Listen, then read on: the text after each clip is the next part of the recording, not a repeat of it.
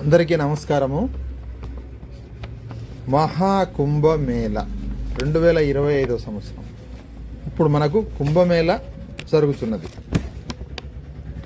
ఇది జనవరి 13 నుండి ఫిబ్రవరి 26 వరకు మనకు మహాకుంభమేళ జరుగుతుంది. ఉత్తరప్రదేశ్లోని ప్రయాగ్రాజ్లో ఇది ప్రారంభించబడినది. ఈ మహాకుంభమేళ 144 సంవత్సరములకు ఒకసారి జరుగుతుంది.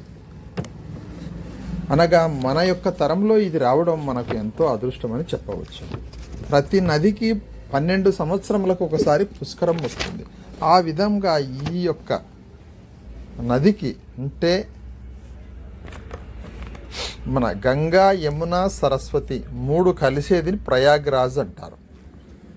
ఈ ప్రయాగ్రాజ్లో ముఖ్యముగా చాలా పవిత్రముగా భారీ జనాలతో కుంభమేళ జరుగుతున్నది.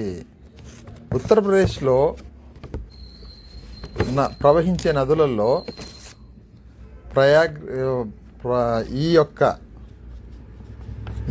మన పుష్కరాలు ప్రయాగ్రాజ్, ఉజ్జయిని, నాసిక్, హరిద్వార్ ఈ 4 చోట్ల ఈ మహాకుంభమేళ జరుగుతున్నది. అలహాబాద్లో గంగా, యమున, సరస్వతి 3 నదులు కలుస్తాయి. నాసిక్లో గోదావరి నది, హరిద్వార్లో గంగా నది, ఉజ్జయినిలో సింప్రా నది ప్రవహిస్తుంది.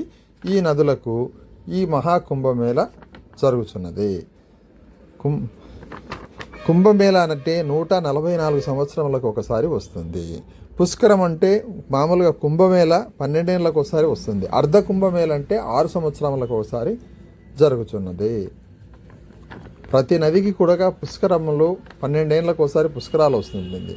కానీ మహాకుంభమేళలో మనం చూడడం ఇలాంటి సాధువులు, నాగసాధువులు ఎంతోమంది. ఈ నాగసాధువు చూడు చెయ్యి పైకెత్తుకొని ఎన్ని సంవత్సరాల నుంచో కఠోర శ్రమను ఉండడు. కఠోర శ్రమతో ఈ సాధువులు ఎక్కడి నుంచి వస్తారో తెలియదు, కానీ కుంభమేళలో మాత్రం ప్రత్యక్షమవుతారు. ఈ యొక్క ముఖ్యంగా దీని యొక్క స్టోరీ ఏమంటే, మనకు దేవతలు, రాక్షసులు క్షీర సముద్రాన్ని మదనం చేసేటప్పుడు వచ్చినటువంటి విషయాన్ని నీలకంఠుడు కంఠమున దాస్తాడు. అమృతం యొక్క 4 బిందువులు ఈ యొక్క ప్రదేశంలో ప్రయాగ్రాజ్, ఉజ్జయిని, నాసిక్, హరిద్వార్లో పడినాయి. కాబట్టి ఇక్కడ మహాకుంభమేళ జరుగుతుందని చరిత్ర మనకు ఆధారాల ద్వారా చెబుతున్నది.